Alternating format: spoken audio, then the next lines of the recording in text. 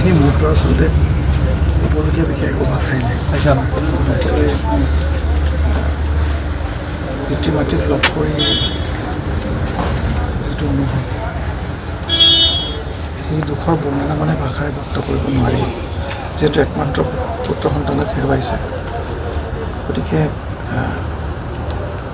তাৰ ব্যক্ত কৰা কোনো আচলতে আমাৰ ভাষাই নাই। কিন্তু এই ঘটনা যি শাস্তি প্ৰশাসনৰ দ্বাৰা দিয়া হৈছে বা যি এই লাভ জিহাদৰ এগেইনষ্টত ইতিমধ্যে অসম চৰকাৰে যথেষ্টখিনি ব্যৱস্থা গ্ৰহণ কৰিছে, কিন্তু আমাৰ সমাজখনেও যথেষ্ট ক্ষেত্ৰত আমি এই ঘটনাটোৰ পৰা বহুতখিনি কথা আমি নিজে শিকিব লাগিব, জানিব লাগিব, বুজিব লাগিব। আজি মাধুৰ্যৰে ঘৰখনত একো হোৱা নাই, কাইলৈ এনেকুৱা ঘটনা আমাৰ বিভিন্ন ব্যক্তিৰ লগত হ'ব পাৰে।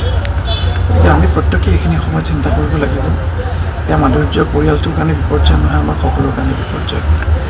আৰু নলবাৰী জিলা বিশেষকৈ অসমৰ আটাইতকৈ শিক্ষিত তথা সামাজিকভাৱে যথেষ্টখিনি আগবঢ়া এক ঠাই নলবাৰী জিলা। নলবাৰী জিলাত তেনেকুৱা ঘটনাত আজিলৈকে আমি দৃষ্টান্ত খুব কম দেখিবলৈ পাইছোঁ। তেনে ক্ষেত্ৰত আমি গোটেই সমাজখনে আজি এই ঘটনাটোৰ পৰা আমি উচিত শিক্ষা ল'ব লাগিব, যাতে আগন্তুক সময়ত আমাৰ ঘৰত আমাৰ প্ৰতিজনৰে বোৱাৰীসকলৰ ওপৰত, প্ৰতিজনৰে ছাত্ৰীসকলৰ ওপৰত,